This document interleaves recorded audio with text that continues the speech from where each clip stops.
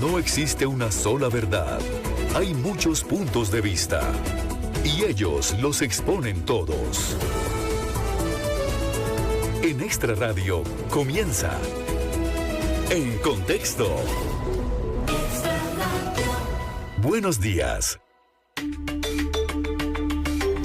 Hola, ¿qué tal? Muy buenos días. Gracias por acompañarnos en Contexto hoy, miércoles 28 de agosto, por 92.3 FM. A todos los que nos siguen también por la señal en vivo, Extra TV, Canal 42, nuestras redes sociales y por la página web. Les damos bienvenida y cordial a nuestro programa. Nos estaremos acompañando durante esta hora y 30. Buenos días, Aaron, ¿cómo está usted? Hola, muy buenos días, Rita, ¿qué tal? Muy bien, un día muy bonito, muy soleado. Y, muy veranesco hoy. Y también muy movido, con mucho acontecer nacional. Pero bueno, estamos acá en Contexto por 92.3 FM.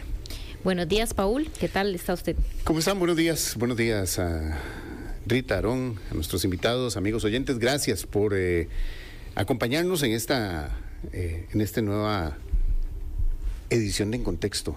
Te quedaste ahí como... No, es que estoy... venís como en carrera, ¿no? Sí, venía en carrera, pero... Muchas cosas hoy, como dijo Aarón. Sí, es que ahí la agenda noticiosa está cargadita. Está sabrosa. Está interesante. Y sobre todo, bueno, ya lo vamos a ver acá ahorita en las noticias que usted debe conocer a esta hora. Así que ya nos vamos a poner a hablar un poquito de todo y de toda la actualidad nacional. A esta hora, separamos lo innecesario de lo verdaderamente importante y te contamos lo que hay que saber.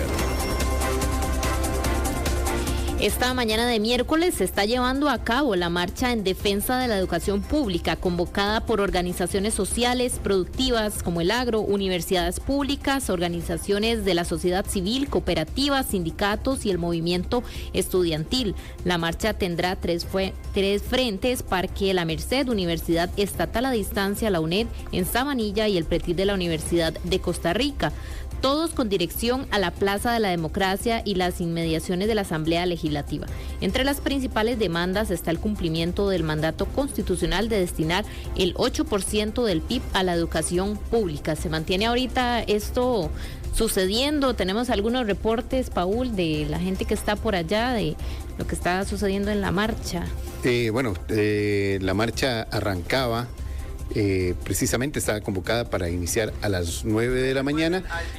A las 10 de la mañana, 10 y un poquito, 10 y 20 estaba pensada que se daría el primer discurso frente al Ministerio de Hacienda. Ahí es donde estaría esperándose la primera parada, por decirlo así. Y ya para las 11:30 de la mañana se espera que esté llegando a la Plaza de la Democracia. Vienen varias columnas. Las columnas vienen desde San Pedro y también la columna principal desde el Parque La Merced. Así que vamos a esperar más reportes sobre la situación en el centro de San José. Así que si usted no tiene nada que ir a hacer al centro de la capital, mejor no vaya hoy. Sí, porque va a estar bastante complejo. Está bastante complejo. A las 11:30 tendremos toda la información de cómo está esa manifestación. Ya hemos visto algunos reportes y sí, está bastante concurrida. Y tendremos también reporte de la afectación.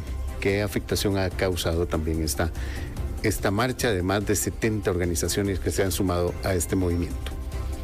Bueno, vamos también con otra de las informaciones. El Consejo de Gobierno destituyó al presidente del Instituto Nacional de Aprendizaje, el INA, Juan Alfaro. Su salida se debe a la falta de avances sobre la estrategia de bilingüismo.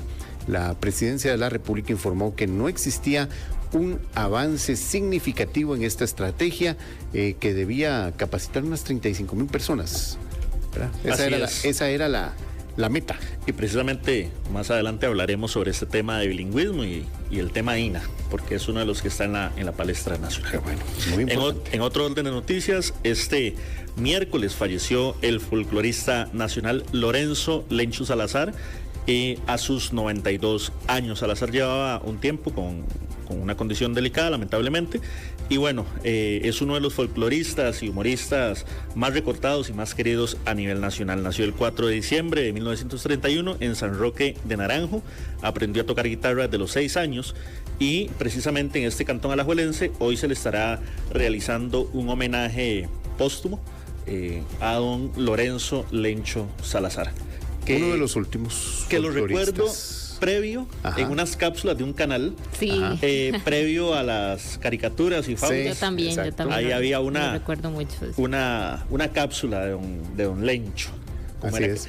E incluso recuerdo también que ACAM y ahora esas cosas propias del trabajo, ¿no? Apenas me levanto, ya uno tal, empieza a revisar las noticias y pues me entero del fallecimiento de Lencho Salazar y recuerdo que un tiempo me dio la cuestión de coleccionar CDs. Ajá. Y había un disco por ahí de Lencho Salazar, pero era un homenaje hecho por ACAM. Imagínate. Entonces había cantantes nacionales. Tiene una joya. Pero no es Lencho cantando. No, son los homenajes. Homenajes. Sí, ahí anda, ahí lo andamos. Bueno, no, Lencho Salazar podríamos decir que es el último gran folclorista de esa época de oro de nuestro país, de Olegario Mena, de María Mayela Padilla. Bueno, María Mayela todavía está viva. Aurelia. Aurelia Dobles. Parte también de Carmencita Granados, que murió, sí, hace ya bastante tiempo. Pero hay una generación de folcloristas, de gente que realmente se preocupaba por mantener vivas las tradiciones reales. Claro. Es que no estamos hablando de la persona que se burla del campesino costarricense, no. Eran campesinos, realmente campesinos costarricenses que manifestaban ese amor por la cultura costarricense. Con una sencillez, pero a la vez con un tacto. Ese es el costarricense de campo, es sencillo, pero certero. Claro. Es el que te habla claro y de frente. Yo rescato mucho eso del humor, porque creo que muchas veces se habla desde la burla, más bien, sí, creo que es la palabra. Yo creo que ya está bueno. Sí, ya es, el tico no es y ojo, ese reflejo. Tenían un sentido del humor, en el caso de don Lorenzo, doña Carmen, claro. Un humor tan fino, pero también tan sencillo, tan crítico, y ojo, nunca fue grosero. Nunca usó malas palabras. No. Fue un humor fino, delicado, blanco. Y eso también es rescatable. Sí, deberíamos en nuestros centros de estudio, nuestras universidades, una clase de Doña Vina. Vieran ustedes lo que era oír a Doña Vina. Rafaela. O sea, era oír realmente al costarricense que éramos hace no mucho. Claro. Y que lo hemos dejado ir. Y al costarricense del Valle Central. Digo porque, vamos a ver, la identidad, y ya esos otros temas. Eso es otro tema. La identidad limonense es otra, la identidad guanacasteca es otra, que también somos al final y al cabo somos todos en una misma bandera.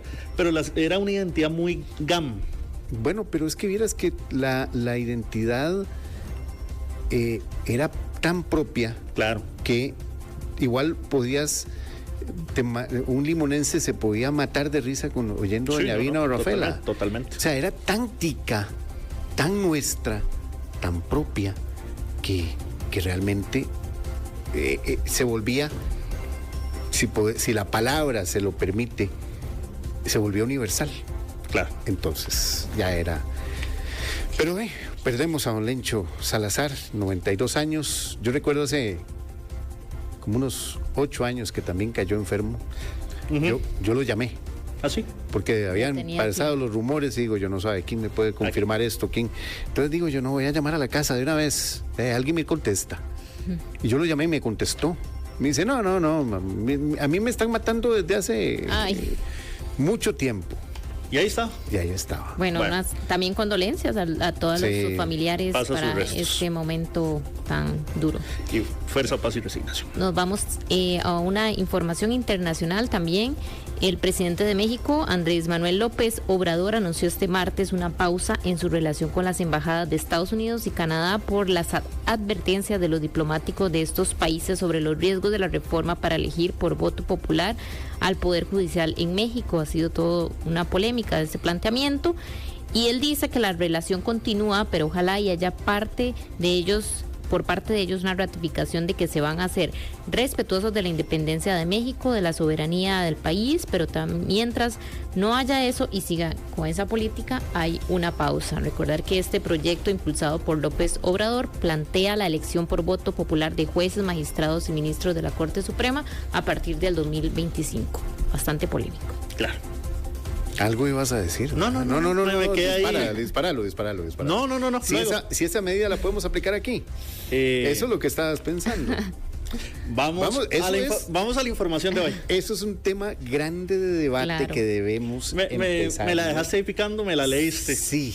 La agarraste en el aire. No, yo todas las agarro en el aire. No sé. Todas. Todas. Vamos a noticias y vamos a la información del día de hoy. Vamos. Esto es lo que hay que saber en cualquier momento, más por Extra Radio.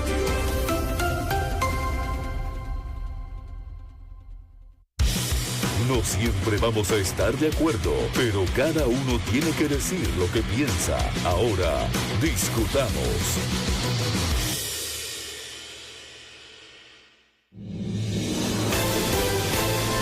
Hoy vamos a conversar sobre varios temas, el sector productivo, económico, generación de empleo en el país, que es un tema, por supuesto, bastante importante.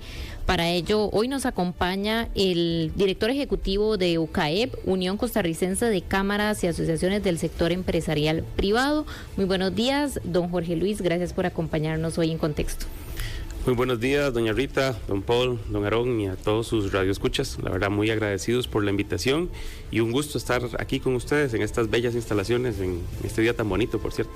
Gracias, don Jorge. Gracias por estar aquí. Como le decíamos, es un poco, bastante amplio el tema de todo lo que genera el sector productivo económico del país. Yo quería aquí empezar con un dato, un poco en este sentido del trabajo. En 2023 decía la OCDE que Costa Rica fue el segundo país de miembros de la OCDE donde más horas se trabajaba al año. En promedio los ticos trabajamos 2.073 horas, actualmente superando la media de los miembros, que anda, por ejemplo, en los 1.700 horas. México es el primer lugar y Costa Rica se gana esto que no nos llena de orgullo, el segundo, Colombia tercero y Chile.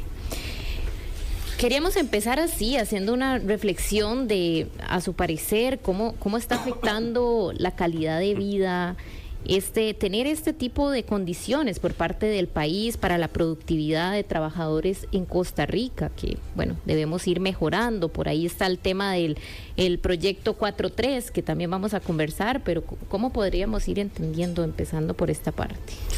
Bueno, primero, de nuevo, agradecer y reiterar ese agradecimiento para poder acompañarles hoy. Tal vez, si ustedes me lo permiten, antes de aterrizar en este tema, les cuento un poco qué es UCAEP. De pronto algunos de nuestros radioescuchas y de sus radioescuchas no lo saben muy bien. Bueno, la Unión de Cámaras es la cúpula empresarial de Costa Rica, es la sombrilla bajo la cual están los sectores productivos, los distintos sectores productivos. Desde 1973 hacemos esa representación. El año anterior cumplimos nuestros primeros 50 años de vida.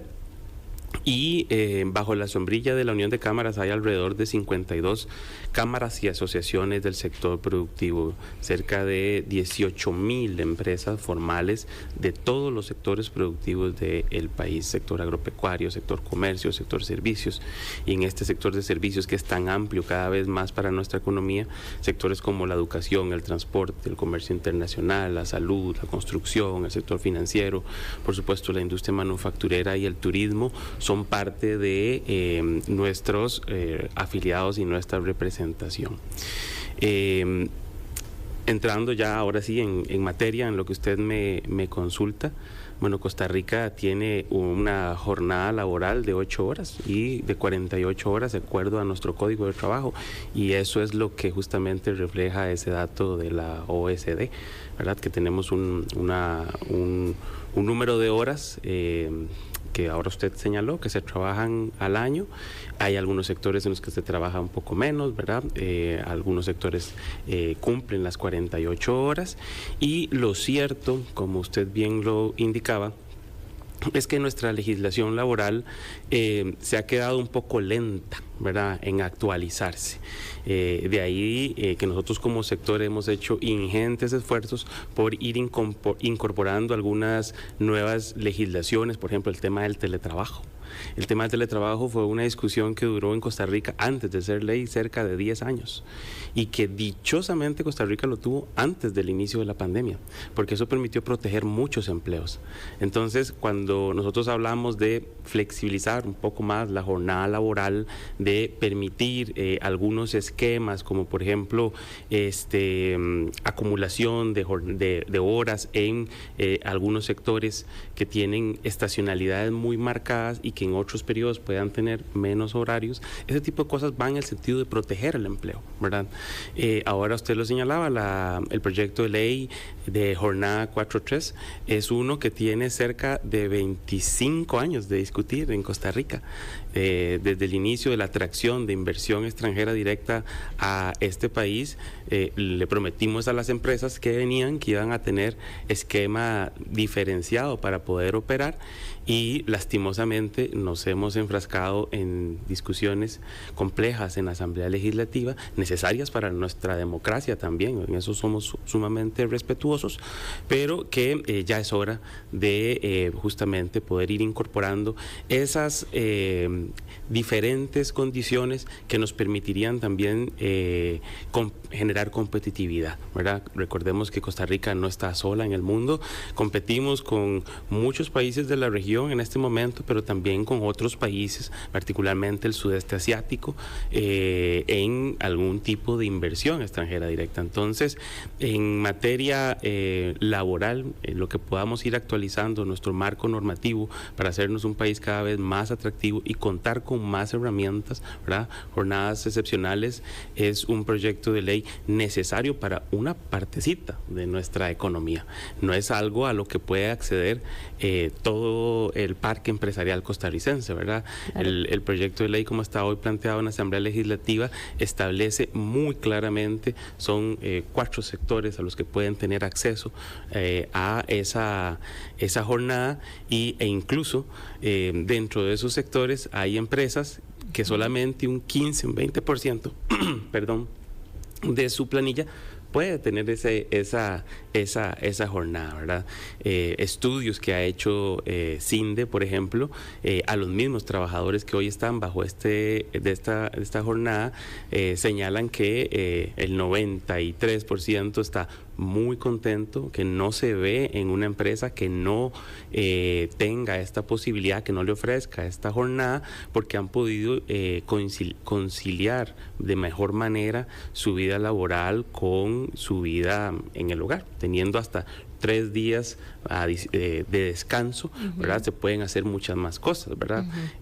Podrían combinarlo, y lo hacen, de hecho, con estudios, con el cuidado de sus hijos, con mayor acompañamiento en su hogar. Entonces, la jornada 4.3, lo cierto es que tiene ventajas importantes para introducir esos cambios tan necesarios en nuestra legislación laboral, y dichosamente no solamente lo decimos nosotros como sector productivo. Ustedes escucharán a la Unión de Cámaras, escucharán a la Cámara de Industrias, a la Asociación de Zonas Francas, escucharán a múltiples actores del sector productivo hablando de las bondades de la jornada 4.3, sino también recientemente un informe de servicios técnicos de la Asamblea Legislativa establece justamente que la jornada va en el sentido de proteger al trabajador y además beneficioso. Entonces, enhorabuena que ese informe está en la corriente legislativa y en manos de los diputados para que se pueda tomar una decisión pronto en este tema. No, Jorge, tal vez es que ya cuando hablamos de las jornadas 4.3 pensamos que todas las industrias, todas las empresas, vamos a entrar en ese sistema. y no es así. No es un sistema para todo tipo de actividad comercial o de actividad económica, por decirlo así, o tipo de negocio. Va destinado a un tipo específico de actividad. Ha faltado bajar esa información al resto de la gente y qué tanta ventaja tiene que algunas empresas lo adopten. Yo, por ejemplo, yo no lo veo posible en nuestra actividad. Jamás. No lo veo. Claro, no. Nosotros no lo vemos posible. Pero hay actividades que sí lo ven posible. Y no causa esto mayor circulación porque mucha gente también lo vendió como que, la jornada 4.3 va a permitir a las empresas mayor generación de empleo. Y no es así necesariamente. Bueno, ahora usted lo decía, don Paul, jornadas 4.3 es algo muy puntual, específicamente para algunos sectores de la economía.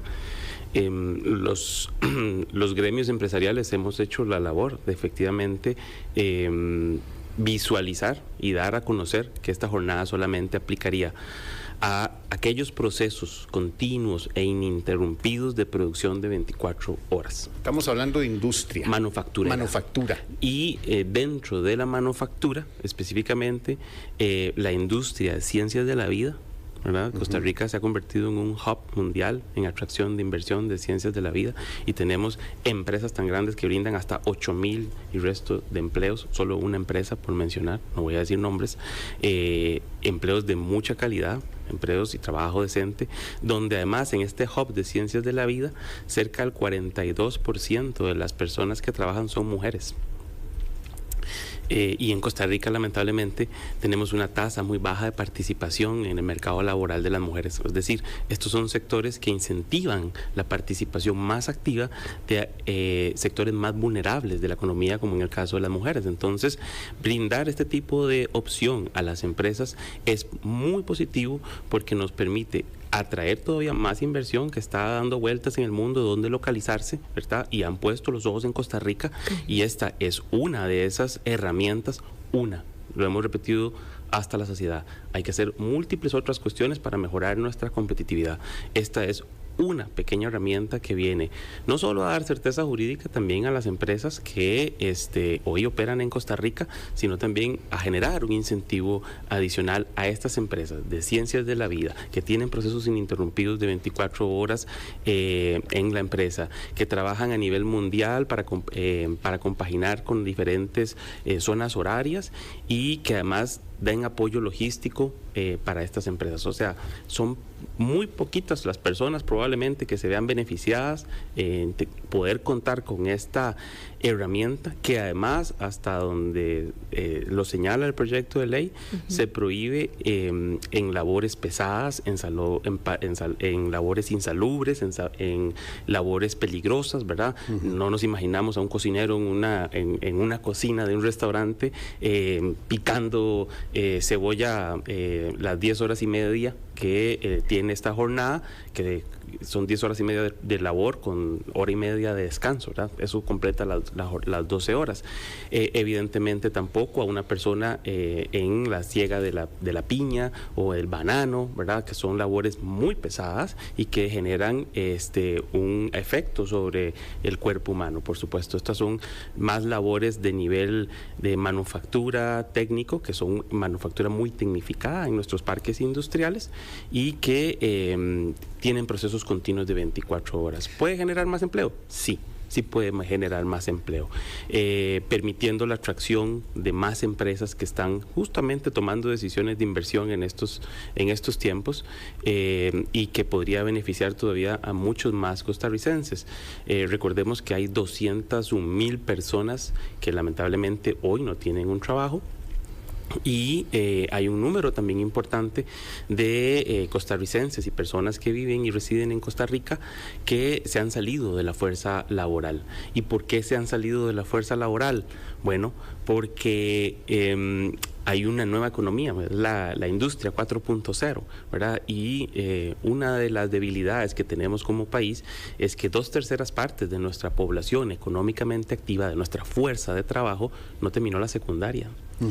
Eso cómo nos deja ante un eventual shock de que las empresas que estamos atrayendo, el tipo de inversión que estemos atrayendo nos deje de ver y se vayan a invertir a otro país, pues en una tarea muy compleja, ¿verdad?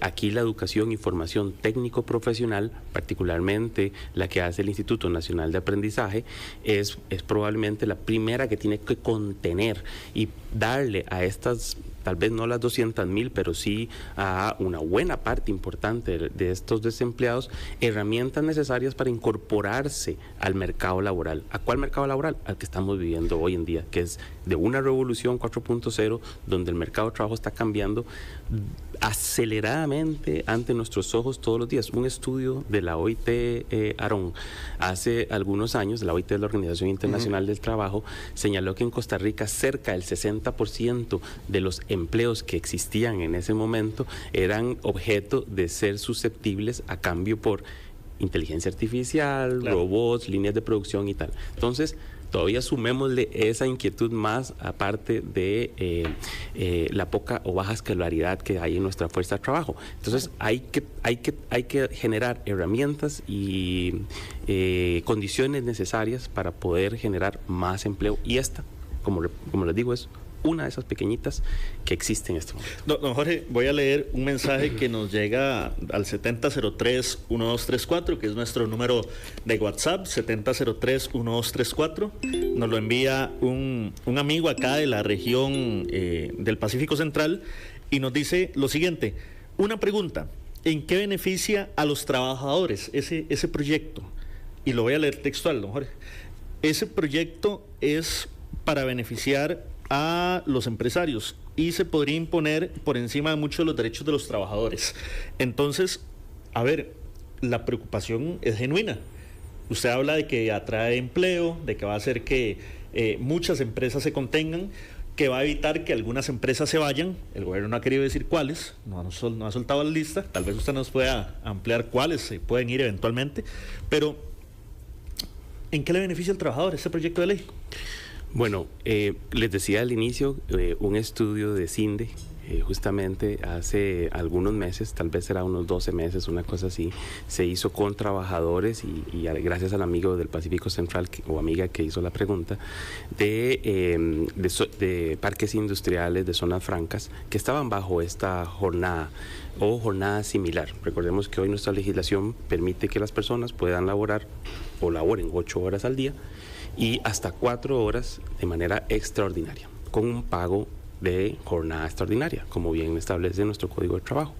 Entonces, a estas personas que están en jornada similar a la jornada excepcional se les pregunta, y el 93%, que era que les decía ahora, ven grandes ventajas porque les permite conciliar de mejor manera su vida laboral con su vida familiar. Y como le decía ahora a Paul, este es un tema que no aplica a todo el sector productivo. Es a una muy particular que tiene condiciones de producción intensas, intensivas y además continuas de 24 horas. ¿Qué beneficios tiene para el trabajador? Claro. Bueno, por supuesto, el proyecto de ley, como está hoy contemplado, establece que hay una voluntariedad, es decir, el patrono o el empleador no puede obligar a la persona a acomodarse a esta jornada. Lo dice muy claramente la ley. Entonces, en ese sentido, la ley protege al trabajador. De hecho, la ley, así es como se llama, para también proteger a la persona trabajadora. Ante todo, le brinda garantías, y lo decía también ahora al inicio, no lo digo yo, no me hagan caso a mí, vayan al estudio de servicios técnicos de la Asamblea Legislativa, donde hay una gran cantidad de profesionales que determinó que el proyecto de ley protege a las personas menores de edad, a las mujeres en periodo de embarazo y lactancia, y estoy leyendo textual, y a las personas que cursan estudios, así como a todas aquellas que cuidan adultos mayores, personas con discapacidad o con enfermedades terminales. ¿Por qué? Porque el patrono no puede obligar a la persona que está en estas industrias muy particulares que les decía al inicio a pasarse a esta jornada. Entonces, la voluntariedad es un principio fundamental de este proyecto de ley que es excepcional, ¿verdad? Cuando algo es excepcional tiene que quedar muy bien clarificado y el proyecto lo establece desde la exposición de motivos por qué es excepcional. Nuestra constitución política también determina que a pesar de que nuestro Código de Trabajo establece las 8 horas laborales, se le da al legislador la potestad de determinar en casos excepcionales, que no se ha hecho nunca, hasta esperamos en esta iniciativa, jornadas especiales.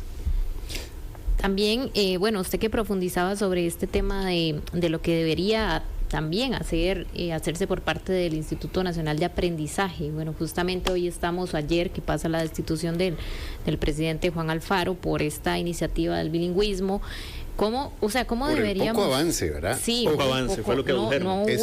Ese es un término que nos refleja también esa compatibilidad que debe existir entre el sector empresarial y el INAH. ¿Ha existido, don Jorge? Mira que esa es una pregunta sumamente interesante, porque el INAH y todos los institutos de aprendizaje, por lo menos en Latinoamérica, que yo conozco, tienen una representación empresarial en su junta directiva. Y de hecho 3 de esos miembros de junta directiva son son representantes de la Unión de Cámaras, de la UCAP. Así como en el INAH, en otras múltiples instancias.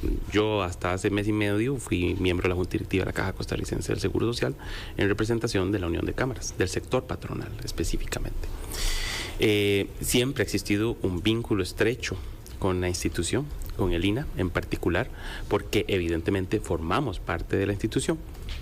Pero un poco lo que le decía ahora a ustedes 3, hemos sido lentos en reformar nuestro marco regulatorio. El INAH el próximo año, si Dios lo permite, está próximo a cumplir 60 años de vida. Fue creado en 1965, cuando las condiciones de los mercados internacionales eran completamente distintas a las que hoy tenemos, ¿verdad? El Producto Interno Bruto Mundial ha crecido quizá 25 veces desde ese momento. Los sectores más importantes de nuestro país eran agroexportadores, particularmente. Nuestro vínculo manufacturero más cercano era el mercado común centroamericano, ¿verdad? Es una realidad completamente distinta a la que hoy tenemos, donde Costa Rica hoy goza de tratados de libre comercio con la mayor parte del mundo desarrollado. Exportamos a China, exportamos a Singapur, exportamos a Estados Unidos, a México, a Canadá, a Chile, a evidentemente la región centroamericana como uno de nuestros principales socios. Y nos están volviendo a ver empresas multinacionales e inversión internacional muy importante, muy grande. Entonces, eso es una situación distinta completamente a la que veíamos en 1965. Dichosamente, hace alrededor de 3 años, si no me equivoco, en el 2021, se llevó a cabo una reforma importante de el INAH, de la ley del INAH como tal, para darle al INAH la posibilidad de poder contratar de manera más rápida, por ejemplo, profesores, para impartir cursos de inteligencia artificial, por ejemplo, Aaron. Lamentablemente hubo un fallo de la Sala Constitucional en noviembre del año anterior, 2023, que se trajo abajo ese artículo, si no me equivoco es el 24, de esa ley que le permitía al INAH hacer este tipo de contrataciones rápidas. ¿Por qué? Porque las empresas y el parque empresarial necesita una respuesta rápida y oportuna a sus necesidades, ¿verdad? Y lo que ocurría es que se duran hasta 6 meses para poder hacer una contratación de una persona que pueda brindar un curso específico. Pero entonces las contrataciones en el INAH son las que están atrasando que tengamos tanto desarrollo. Es que yo he oído desde los tiempos inmemoriales, ya uno le dice los tiempos inmemoriales, hace 30 años que cubría yo la fuente económica, de que el INAH nunca ha respondido. Que no da abasto. Que no da abasto. Que el INAH no hay forma, ni con la reforma de hace 3 años, de que camine al mismo ritmo de la economía y de la necesidad de empleo y de la necesidad no solo de empleo, sino de la gente que de los que están urgiendo dar empleo. Don Paul, esa ley era fundamental. Y este artículo que trajo abajo la Sala Constitucional, lamentablemente era la médula de esa ley. Perdón. Eso iba a permitir que el INAH justamente pudiera utilizar los recursos con los que cuenta en beneficio de esta población que está desempleada en primera instancia, pero también en beneficio de las personas que trabajan en las empresas y que están queriendo recapacitarse para reconvertirse y poder ocuparse en otras cuestiones que de pronto les generen mayores ingresos. El INAH hoy tiene un superávit cercano a los 230 millones de dólares. Perfectamente, y ustedes saben, el INAH se financia a través de las planillas. Un 3% para todas las empresas y un 1,5%. Al INAH le llega absolutamente plata de todo lado. Es una de las instituciones de formación profesional mejor financiadas de Latinoamérica. Llega de nuestros salarios. Incluso del mundo.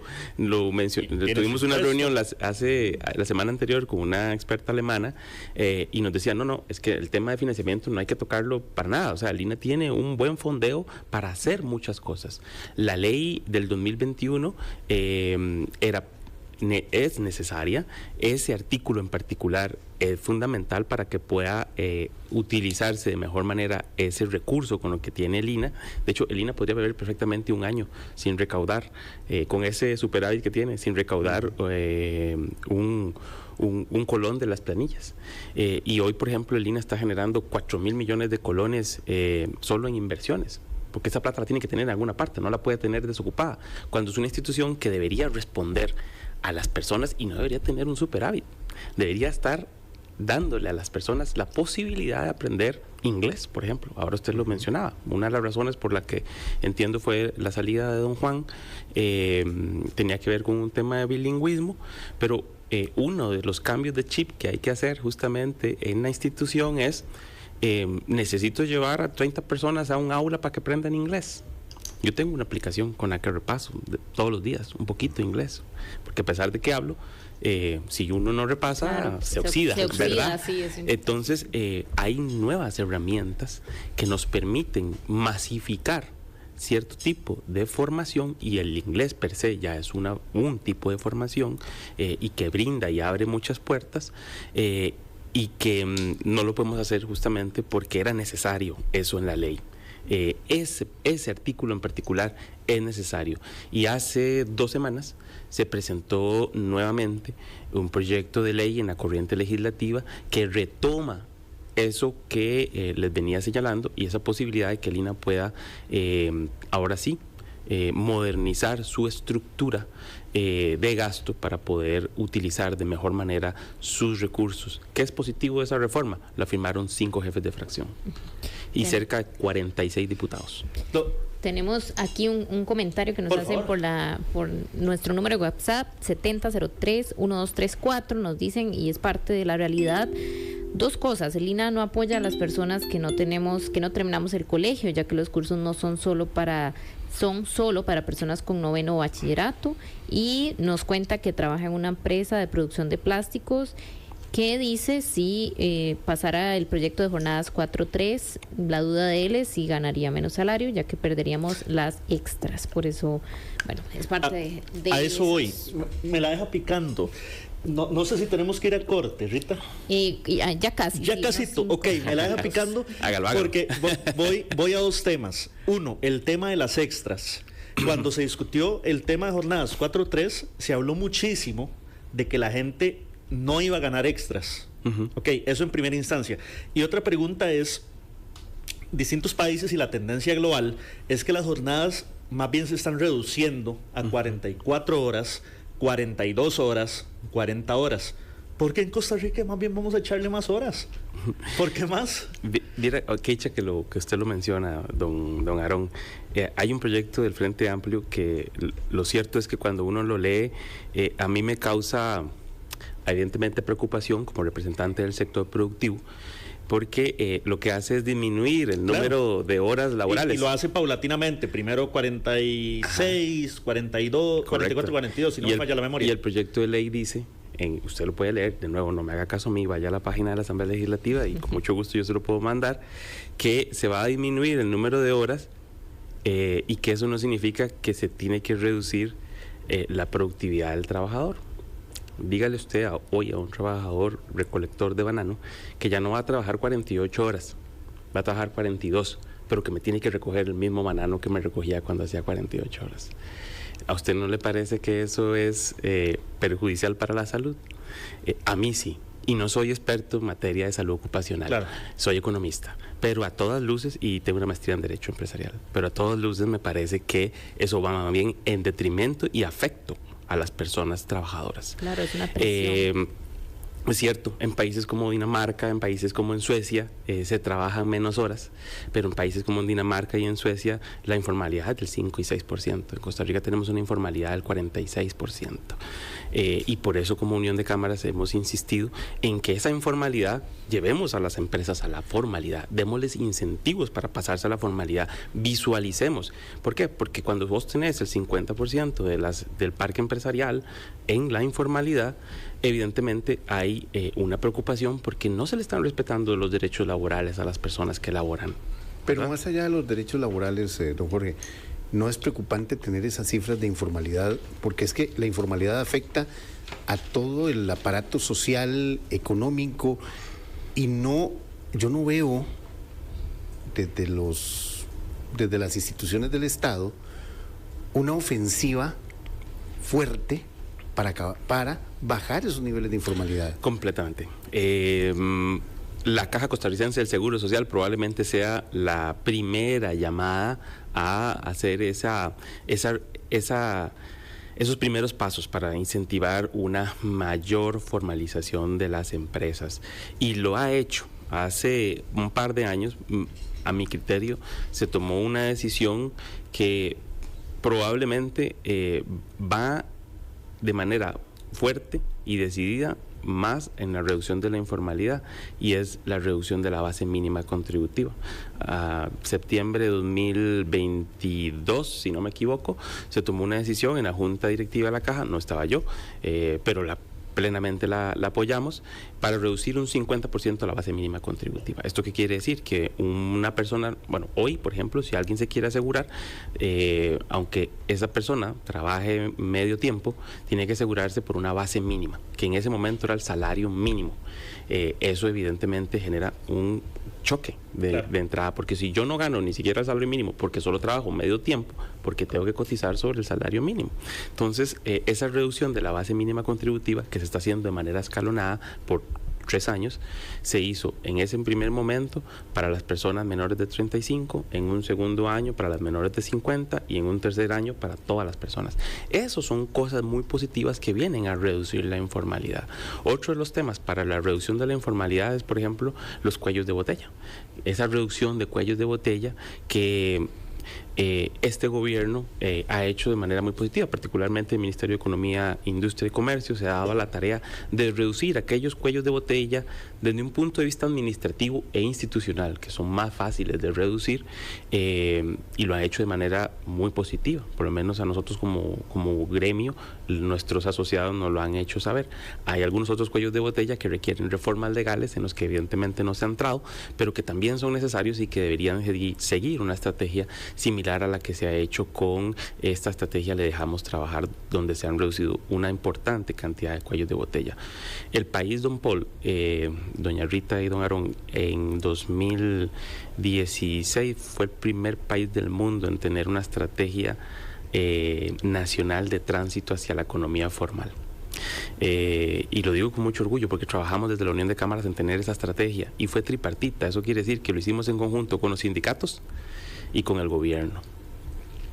En ese momento, bajo el Ministerio de Trabajo, bajo la rectoría de don Carlos Alvarado, que luego pasó a ser presidente de la República, y que lastimosamente la estrategia no voló más. Se disipó. Se esfumó. Así es. Se fue. Se fue, sí, exactamente, se esfumó. Hay que decirlo como debe ser. Para ser justos, también llegó la pandemia, y la pandemia nos complicó muchísimo todo.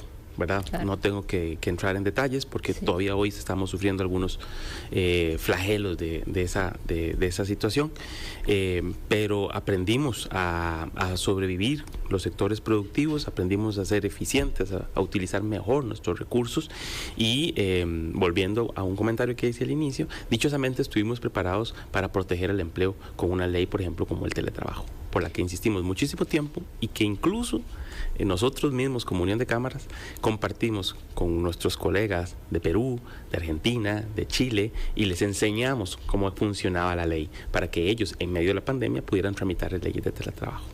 Don Jorge Luis, vamos a tener que invitarlo a otro programa porque se nos acabó el tiempo y creo que es un tema todavía que hay muchas cosas que abordar. A mí me quedó lo de las extras. Pero yo no pude ni entrar a ver el 5% de los temas que traía.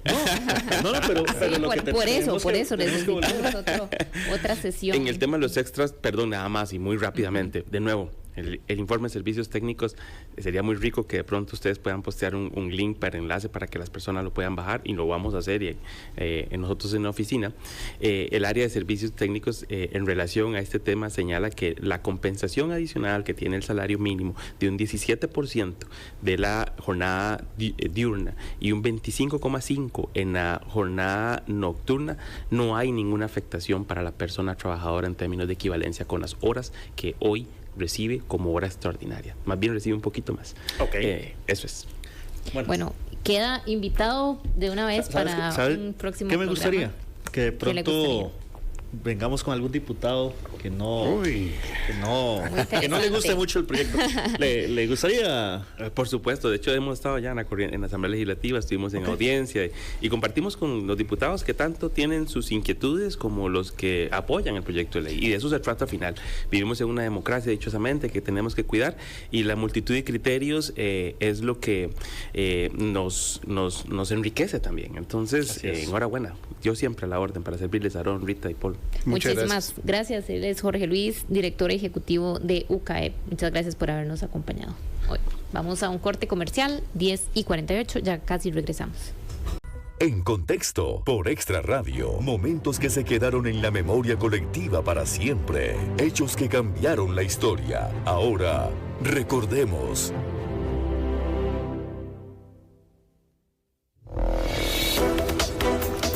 Recordemos, ahora nos vamos a la sección de historia y les vamos a comentar, bueno, hoy viene bastante cargada esta sección y cosas muy curiosas como siempre, como todos los días, pero les vamos a contar, nos vamos a ir a 1963, nos vamos a Washington, D.C., se realiza una manifestación contra el racismo en los Estados Unidos.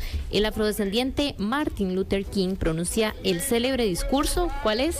I have a dream. I have a dream. Tengo un sueño. Lo tenemos ahí para quienes nos siguen también por la señal de redes sociales y Extra TV Canal 42, parte de este momento que les estamos contando en Washington, D.C. Ese momento fue una histórica manifestación de más de 200,000 personas en pro de los derechos civiles para los negros en Estados Unidos. Se le consideró como uno de los más grandes oradores de la historia a Martin Luther King, estadounidense, y en 1964 se le concedió el Premio Nobel de la Paz. 4 años más tarde, 4 de abril, lamentablemente, en 1968, murió asesinado por un disparo en el cuello. Bueno, ahí escuchamos parte de esta proclama que posteriormente se conoció como I have a dream, tengo un sueño. Hay algo que se cumplió en el discurso inaugural de Barack Obama, de su primer... Claro. Él hace alusión a ese histórico discurso, diciendo que ese sueño que había del que había hablado el reverendo Martin Luther King Jr. se estaba cumpliendo en ese momento. Claro. Sí. Fue muy, muy intenso. Visionario. Pese a todo, vivió en una época de mucha convulsión. y donde se quebró prácticamente estuvo a punto de vivirse una situación muy, muy grave en los Estados Unidos y en muchas democracias. Hay una parte de este discurso que por acá señalaba, que me parece, bueno, bastante fuerte de recordarlo. Tengo un sueño que mis 4 hijos vivirán un día en una nación en la que no serán juzgados por el color de su piel, sino por su reputación. Ya es hora del tema del racismo, ya está bueno. Ya. Y también lo tenemos que traer a nuestro contexto, a nuestro país. Yo creo que de eso vamos a hablar a finales de semana. El viernes, claro. Tenemos que ya está bueno. Bueno, otro de los temas importantes para recordar el día de hoy, en el 2003 se da la oposición del planeta Marte. Es el mayor acercamiento de Marte en los últimos 60.000 años. Fue apenas, oiga, qué bonito, apenas de 55.758.000 kilómetros de distancia. O sea, fue el punto más cercano entre la Tierra y Marte en 60.000 años y la distancia es de 55 millones de kilómetros. Nada más. Es, como dirían los astrofísicos, es un clic. Bueno, ahí a la vuelta de la esquina. Exactamente, pero para que vean desde la idea, la próxima vez que Marte esté más cerca de lo que estuvo en el año 2003 será el 28 de agosto del año 2287. Espero llegar a verlo. ¿Cuántos metros bajo tierra estaremos en este momento? ¿Cuántos años vas a tener ahí? No, incalculable. De Matusalén, dijeron. Deja. Sí, no, olvídate. Te cambio esta, Rita. Dale vos. Es que yo me quedo con la última. La última. Bueno. No, porque a mí esta me alegra. Esta te gusta, bueno. Les voy a decir que, bueno, vamos a recordar que en el 2019 en París se separa la banda de rock Oasis tras una violenta pelea entre los hermanos Gallagher. Gallagher. Sí, es que ya a veces Gracias. En París, este incidente ocurrió durante el Festival Rock en Seine, durante una discusión entre Liam y Noel se convirtió en un enfrentamiento físico que culminó con que Noel abandonó la banda. Pero le tenemos una buena noticia Hay noticia de esto. Sí, o sea, vean que en el 2009 se separa Oasis. El 28 de agosto del 2009. El 28 de agosto. Y el 27 de agosto de este año, o sea, ayer, se anuncia el regreso. Que regresan. Regreso Oasis. Sí, ya se reconcilian. Bueno, tenemos también en pantalla parte del video que ellos publican en redes sociales para anunciar que regresan en 2025. Dice que la noticia surgió a raíz de un misterioso video que les estamos pasando a través de la señal en redes sociales de los hermanos quienes han estado distanciados durante los últimos 15 años. 15 añitos nada más. Tardaron 15 años en reconciliarse. Bueno, digamos que en acercarse. Al menos ya lo hicieron. Sí. La reconciliación familiar. Claro. Sí. Qué bonito. Y Oasis es, bueno, como ustedes oyen, esta es una de las mejores canciones de Oasis. Sí. Es una de las mejores, es ese rock alternativo que jala mucho. ¿Te gusta? Digamos que lo... a mí me gusta, a mí esa pieza es de mis favoritas. Esa pieza es buenísima. Bueno, yo me voy al 2016 porque en este caso yo se pedí... va a rajar. Por favor, no sean los compañeros de cabina. Porque en el 2016, en un día como hoy, muere el músico, cantautor, compositor, actor y uno de los más queridos intérpretes de música mexicana y latinoamericana. Un día como hoy murió Juan Gabriel, el Divo de Juárez. Ya tiene los audífonos. No podía faltar. Se acabó todo. Juan Gabriel, queridísimo Juan Gabriel, fallece un día como hoy. En 2016 es considerado uno de los artistas con mayor éxito en América Latina, así como uno de los mayores compositores y personajes más conocidos en el medio musical dentro de Hispanoamérica. Sus ventas totales se estiman por más de 150 millones de copias. 150 millones de copias y se convierte en uno de los artistas latinos con mayores ventas discográficas en la historia, en toda la historia. Juan Gabriel, el Divo de Juárez. Alberto Aguilera. Valadez. Buenísimo. Para mí uno de los mejores a nivel de música. Se considera que hizo 1800 composiciones, bien lo decías, pero muchas ya han sido traducidas al turco, al alemán, al francés, al italiano, al tagalo, al japonés, al griego, al papiamento, al portugués y al inglés. No, una cosa espectacular, Juan Gabriel. Es uno de los grandes. Yo no sé, ¿vos tuviste la oportunidad de verlo, Aarón? ¿Por YouTube? No, en vivo. ¿Por YouTube? Rita, no creo. No, pero No. Yo sí. ¿Ah, sí? Yo sí. Contanos. El concierto que ¿Cómo fue? El concierto que tuvo acá en Costa Rica, en Pedregal, hace muchísimos años. Porque... ¿Y cantaste, querida? Sí. ¿Por qué? Porque es un artista que nunca tuvo un concierto idéntico. Nunca. Siempre hacía un cambio, siempre hacía... los músicos, yo no sé cómo hacían, porque los músicos tenían que seguirlo. O sea, lo tenían que seguir claro. Porque él cambiaba en cualquier momento no la letra o el acorde. Y cero playback. No. Ahí no había... Y menos autotune. Exacto, no, eso no. Para empezar, ni existía. Pero no solo eso, sino que era un artista completo que se entregaba en el escenario, histriónico. O sea, él, me imagino, terminaba agotado de ese momento en que estaba saliendo al escenario. Hay una anécdota de Juan Gabriel, por ahí la vi, que hubo un programa que se llama La Noche que no durmió México, que digamos una transmisión, no recuerdo con quién. El programa comenzó a eso de las 8, 9, 10 de la noche en México, y Juan Gabriel empezó a dar el concierto y terminó a las 7 de la mañana del día siguiente. Imagínense. El episodio se llama La Noche que no durmió México. Es uno de los más recordados y una cosa espectacular, Juan Gabriel. A mí escuchar a Juan Gabriel me pone contento. Ya vimos sí, que... 9 horas cantando. Imagínate. En televisión. ¿Aguantarías esa transmisión vos, Paul? Yo he aguantado transmisiones largas, pero esta fue un programa con Verónica Castro. Ajá. Así que imagínate. Bueno. De ahí. 9 horas. ¿Y a vos cómo te va con Juan Gabriel? Me gusta en karaoke, por ejemplo. ¿Ah, sí? Me gusta cantando. Uy. Oh. Bueno, pero eso para las fiestas de fin de semana. Consta, dicen la voz de la conciencia. La voz de la conciencia nos ha indicado que les consta. Yo no he escuchado a Rita desgalillándose. Bueno. Querida. Querida, sí. O el Noa Noa. Para un fin de semana yo creo que... Abrázame muy fuerte. No, hay otra, ¿cómo es que se llama? La que cantaba Rocío Dúrcal. No sé, se nos fue. Nos fue el nombre. Bueno, pero nos alegra oír Juan Gabriel. A mí me alegra mucho. Los dejamos, de hecho, de fondo para ir al corte comercial que tenemos ya a las 11 de la mañana con Juan Gabriel.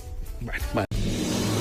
11 de la mañana con 2 minutos, entramos a nuestro segundo segmento, esta segunda parte de Discutamos. Vamos a conversar sobre otro tema, les traemos para ello, vamos a conversar sobre infraestructura y para ello nos va a acompañar vía virtual el presidente del Colegio Federado de Ingenieros y Arquitectos, don Olman Vargas. Muy buenos días, don Olman, gracias por acompañarnos en Contexto. Muy buenos días, un gusto estar aquí con ustedes y todos tus radioescuchas. Muchas gracias a usted también por estar aquí. Conversábamos en esta semana, como parte de estas jornadas también que ha estado haciendo el CEFIA sobre temas de importancia en cuanto a la infraestructura del país. Ustedes abordaban, por ejemplo, específicamente el proyecto Barranca Limonal, que contempla, para hacer aquí un preámbulo, unos 50 kilómetros de carretera a 4 carriles y ha enfrentado numerosos retrasos desde el 2020, algo que ya ha sido constante en las obras de infraestructura en nuestro país. Actualmente se dice que esta obra necesita ser completada en un 79%, entonces hablamos de un 20-21% de avance, lo que lleva a este momento. Y uno de los temas, efectivamente, es falta de financiamiento, que se ha convertido en un obstáculo importante para su avance. Don Olman, vemos este caso con esta obra en particular, que como le decía, ha ocurrido, no es la primera vez y creo que tampoco será la última. Pero ¿cómo hemos llegado a este punto, verdad, de normalizar estos constantes retrasos en estos proyectos que son tan importantes para el desarrollo de nuestro país en cuanto a infraestructura y siempre caemos en estos detalles y en estos problemas respecto al avance, y que al final de cuentas los más afectados somos todos, que necesitamos también transitar por estos lugares. Sí, definitivamente tenemos un problema muy serio a nivel de la infraestructura vial. Es importante decir que en los primeros 2 años de esta administración hubo una parálisis casi total de los principales proyectos: la carretera San Carlos, la ampliación de la ruta 27, el proyecto Barranca-Limonal, que ahora vamos a trabajar más en detalle, la carretera Limón, que ha sufrido enormes atrasos, la iniciativa privada para ampliar la carretera Cartago. Y bueno, sobre todo probablemente el proyecto que más nos duele que se haya detenido totalmente ha sido la Ruta 1, que es la ampliación de San José a San Ramón, que es probablemente el proyecto número 1 que necesita el país. Pero bueno, creemos que a partir del cambio que se hizo en el Ministerio de Obras Públicas y Transportes, hay que reconocer que el ministro Batalla ha estado tratando de hacer esfuerzos importantes por retomar algunos de estos proyectos. Ya pues le queda muy poco tiempo, los 18 meses que faltan de esta administración, como para pensar en la realización de algunos de los mismos, pero por lo menos si se pueden refinanciar, si pueden quedar a nivel de licitación, incluso por ahí algunos hasta a nivel de inicio de obra, pues ya sería importante, sobre todo para que la próxima administración los retome y pueda llevar adelante proyectos que son absolutamente fundamentales para el desarrollo del país. Se han estado haciendo algunas obras urbanas que son importantes y todos las agradecemos, pero pues estas pequeñas obras urbanas no solucionan el problema del país del desarrollo socioeconómico, que tiene que ver directamente con los proyectos más grandes, con los proyectos a nivel nacional como los que estábamos mencionando. Y sobre todo hay 2 líneas viales, 2 ejes viales que son fundamentales: el eje que une las fronteras, Peñas Blancas y Paso Canoas, y el eje que une los puertos, Caldera y Moín. Esas 2 vías deberían de ya estar en este momento todas a 4 carriles y funcionando de una manera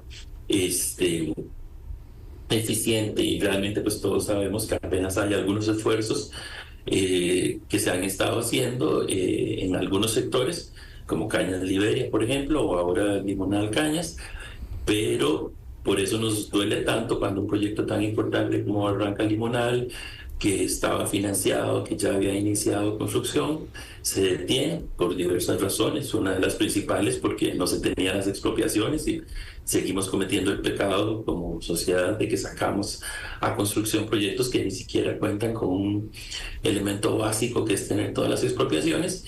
Eso generó que la empresa pusiera un reclamo, que se saliera del proyecto, una negociación entre el ministerio y la empresa, y ahora estamos empezando de cero. Y empezar de cero quiere decir empezar a buscar el financiamiento. Hay una posibilidad importante en una negociación que se ha hecho entre el MOB y los señores diputados, que nos parece que es realmente la única posibilidad viable que hay para seguir adelante con el proyecto, y es cambiar el destino del fondo de avales, que era un fondo que se había generado para atender necesidades de las empresas post-pandemia, para atender algunos proyectos viales, y uno de esos proyectos es precisamente Barranca Limonal.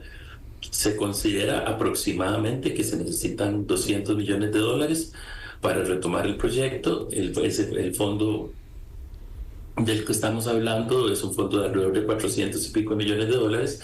Pues entonces ahí existen recursos que, si se asignan al proyecto, podríamos tener la buena noticia de que se pueda retomar el proyecto. Pues obviamente hay que hacer una reingeniería, hay que adaptar a las condiciones que han pasado, que han cambiado desde el momento en que fue diseñado el proyecto al momento actual, pero a lo mejor en algún momento, tal vez probablemente del año entrante, podríamos estar hasta sacando las licitaciones e iniciando obra que se podría estar construyendo en el momento que finalice el gobierno. Entonces, por lo menos en este proyecto específico de Barranca Limonal, vemos una luz en el camino. Ojalá terminen en buen término las negociaciones que el ministerio ha estado haciendo con algunos señores diputados, para que los señores diputados puedan aprobar el cambio de línea del fondo de avales en el sentido de pasar a financiar ahora algunos proyectos viales y principalmente Barranca Limonal, que además, como usted bien dijo, ya había estado iniciado, que llevaba un avance de un 20% y que sería también una pérdida muy grande para el país perder ese 20% de avance, ¿verdad? Más bien hay que retomarlo, hay que readecuar el proyecto y ir adelante. Don Olman, Aarón Chinchilla le saluda. Don Olman, ¿cómo está? Un gusto. Muy bien, un gusto saludarle. ¿Qué tanto atrasó esos movimientos de plata que en su momento se hicieron de la ruta Limonal Barranca? A ver, mucho del tema legislativo giró a que parte de los recursos primero estaban en Limonal Barranca, luego se trasladaron a la carretera San Carlos, luego una parte fue a Cartago, luego otra parte se fue a bailar al lado de la carretera Ruta 32 y ahora parece que todo vuelve a Limonal. ¿Qué tanto atraso generó todo este movimiento presupuestario en la obra? El atraso es prácticamente 2 años y medio, ¿verdad? Que en materia vial esos montones, eso significa primero sobrecostos. La obra ahora va a costar más cara que lo que estaba planeado originalmente, y de segundo, sobre tiempos. Era una obra que ya desde hace mucho tiempo se necesitaba haber ampliado. Estos retrasos pues van a generar, como decíamos anteriormente, que la obra finalmente, si se sigue el proceso adecuado, ahora va a estar terminada en la administración, en algún momento de la administración siguiente. Y eso todo tiene una serie de costos, a veces directos, como el sobrecosto en la obra, a veces indirectos, como lo que le cuesta a la sociedad los atrasos en que esta sea inaugurada, y la detención del desarrollo socioeconómico del país por una vía que es fundamental como esa. Pero bueno, digamos que no lloremos sobre la leche derramada. Esos 2 años y medio de atrasos, por lo menos en este momento se ve un esfuerzo por revertir el proceso, y es muy importante que se haga porque es una urgente necesidad para el país continuar con este proyecto. Claro. Don Olman, ¿cómo está? Le habla Paul Ulloa. ¿Cómo está, Paul? Un gusto también. Gracias, igual. Hay un asunto aquí que nos ha llamado la atención y de la que ustedes siempre han advertido en el CEFIA, y bien lo decía usted, el asunto de las expropiaciones. Y a mí también me llama la atención el grado de supervisión que tenemos de todos los proyectos viales. O sea, esto tiene que advertirlo un supervisor, tiene que advertirlo alguien de que, mire, falta tal expropiación. No hay forma de que avancen los trabajos y que la supervisión esté advirtiendo y pueda mejorar y pueda tener un proceso más rápido que permita por lo menos tener un mejor ritmo de gasto y de avance de obra. Es que imagínense que dejamos botado esto, prácticamente Barranca Limonal con un 20% avanzado, y lo dejamos y se deja botado y nada más se está buscando refinanciamiento. Nadie responde. Y nadie dice nada entonces ahí es donde uno dice, bueno, ¿qué pasa? La problemática vial es bastante compleja en nuestro país, pero yo me atrevería a decir que prácticamente un 50% de los problemas se concentran en las expropiaciones. Si pudiéramos vencer ese grandísimo obstáculo, tendríamos una mejora significativa. Se han hecho 2 veces en los últimos 10, 15 años de hacer ajustes y cambios, se han logrado en la ley de expropiaciones, pero a la hora de llegar operativamente no han funcionado. Todos lo que queremos es el funcionamiento que tienen en otros países, donde a partir del interés expreso del Estado y ya de que va a iniciar la construcción de un proyecto, el Estado entra en posesión del terreno, deposita judicialmente el monto que el Estado considera se debe de pagar y puede iniciar la obra. Eso no le quita el derecho al propietario de seguir todo su trámite legal si no está de acuerdo con el monto que se le está pagando, y que en algún momento los juzgados correspondientes resuelvan y se le pague que los juzgados consideren la suma justa. Desgraciadamente hay una interpretación a cómo está la ley en este momento, de que aunque se autoriza al Estado a ingresar en el terreno, es hasta que el juez determina la orden de que efectivamente pueda ingresar que se puede hacer. Y desgraciadamente, por muchas razones en el Poder Judicial, los jueces se atrasan cantidades de tiempo enormes. Muchas veces los expedientes que se les presentan a los jueces no están bien montados con toda la documentación correspondiente sobre el proceso. A veces porque incluso las obras no están completamente diseñadas y así se sacan a licitación y a construcción. Y eso se conjuga con el otro factor que es determinante, que es que muchas veces el proceso político, ¿verdad? El Ministerio del CONAVI en su momento han sacado a licitación proyectos que no estaban terminados de diseñar, que no estaban con las expropiaciones completas, y entonces pues para dar la sensación de que se está construyendo, de que se está actuando, pero en el momento en que nos topamos con el punto de que llegamos a necesitar los terrenos que van a ser expropiados para poder continuar con la construcción de las obras, que nos detenemos, que fue exactamente lo que pasó en Barranca Limonal, que es lo que está pasando en la ampliación de la ruta a Limón.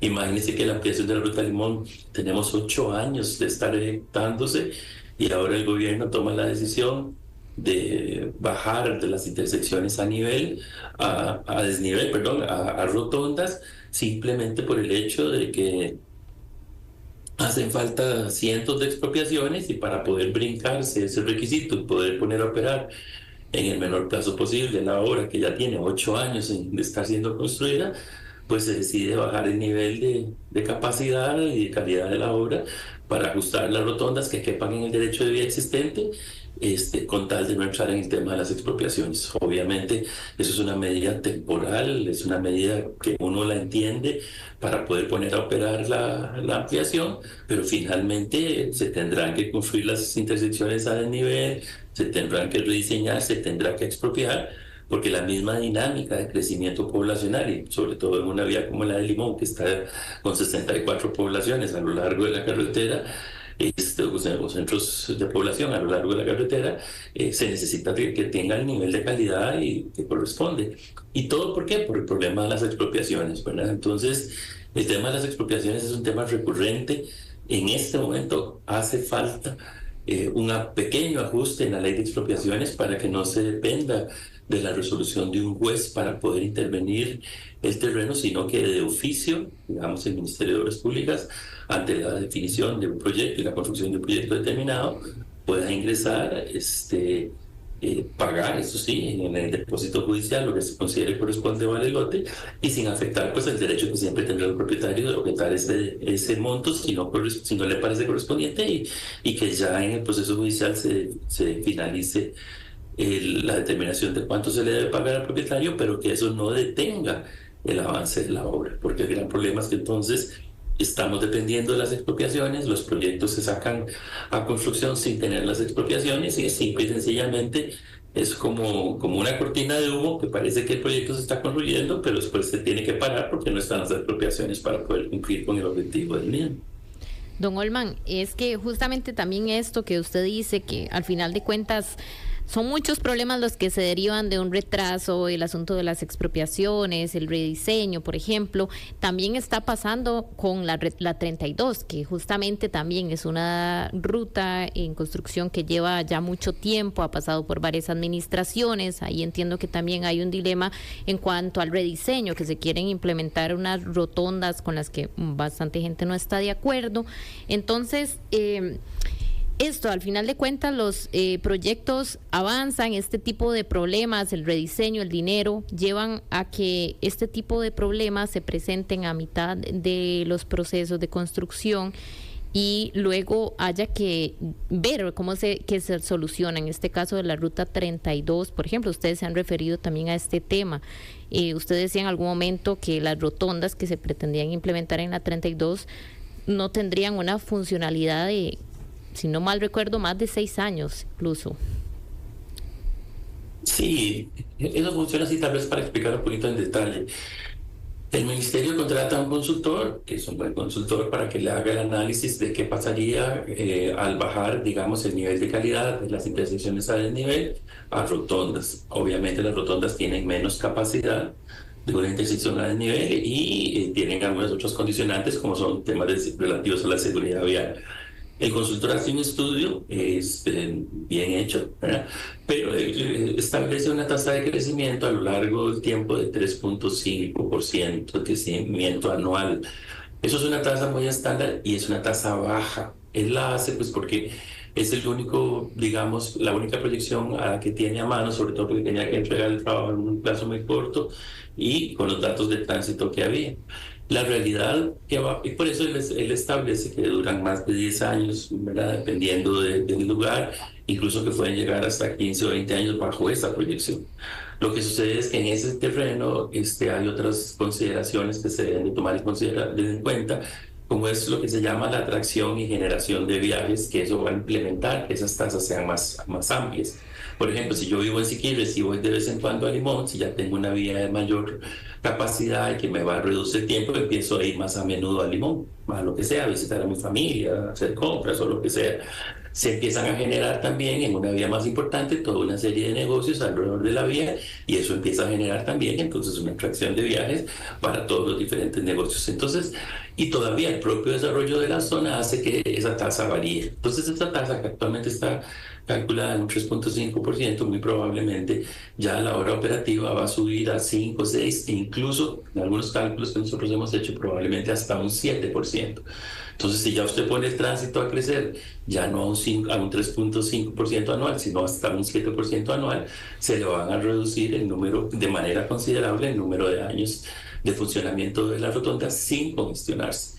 Entonces, esos 15 o 20 años que indica el estudio actual, cuando ya usted analiza otros escenarios y probablemente mucho más ajustados a la realidad operativa que va a tener la vía, se le van a reducir.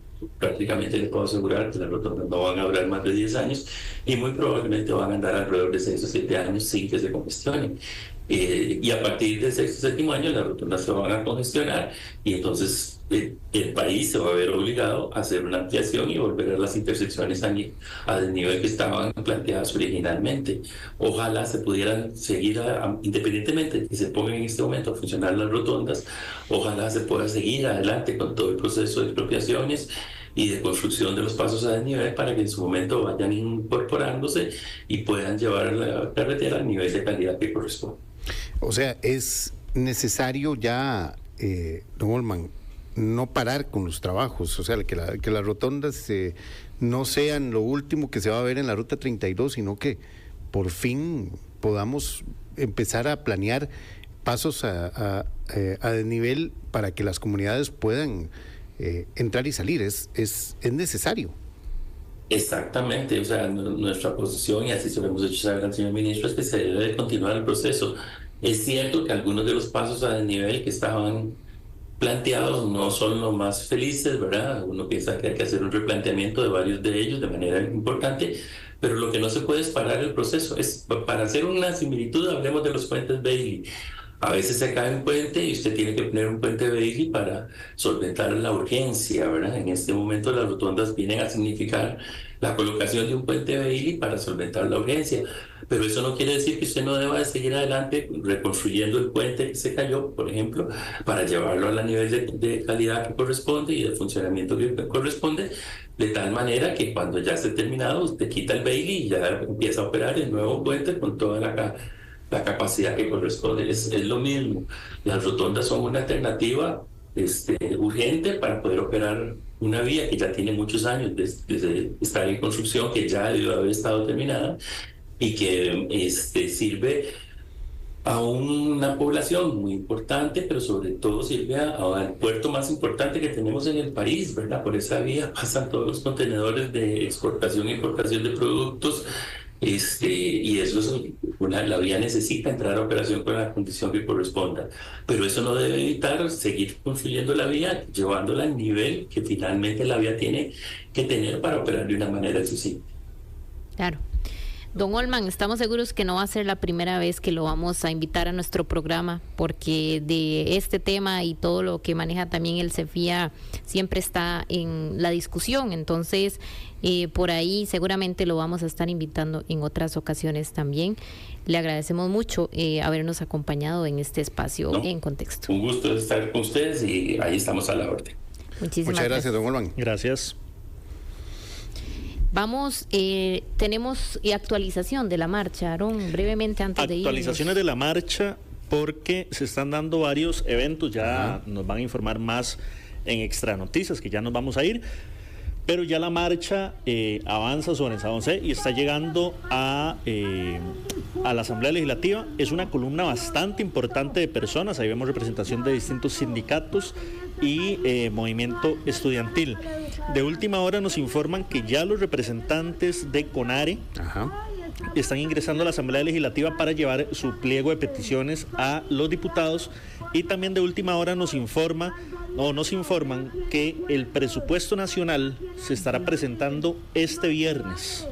El presupuesto para el próximo año se estará presentando este viernes a mediodía ante la Asamblea Legislativa. Es decir, los recursos para el FES que tendrían que venir contenidos en este presupuesto se van a conocer este viernes a partir del mediodía. Que posiblemente sea solo el 1% es muy probable. Es muy probable. El 1% que ha dicho el gobierno que puede pagar. Claro. Versus el 8%, que es lo que está... No, versus el 4.06. 4.06. El 8% del PIB, es global, es lo que constitucionalmente deberíamos estar entregando en educación, que no se ha logrado. No se ha logrado en gobiernos anteriores, no se ha logrado todavía en este. Nos vamos porque ya mañana vamos a estar ampliando más de este tema. Así es. Yo me voy a escuchar Juan Gabriel. Vas a ir a escuchar. No, ¿sabes qué voy a hacer? A ver Extra Noticias y después me voy a escuchar Juan Gabriel. Exactamente. Lo dejamos con Extra Noticias. Ana Lucía Zamora ya está casi lista para darles a ustedes toda la información de Costa Rica y del mundo más relevante a partir de este momento. Así fue. Gracias. Pasen buen día. Que la pasen bien. Chao. Chao. En un mundo donde muchos dicen ser dueños de la verdad, es importante conversar y hasta debatir. Nos hacemos una mejor opinión cuando escuchamos los puntos de vista que nos gustan y los que no. La conversación se pone buena de lunes a viernes a partir de las 10 de la mañana. En Contexto, solo por Extra Radio.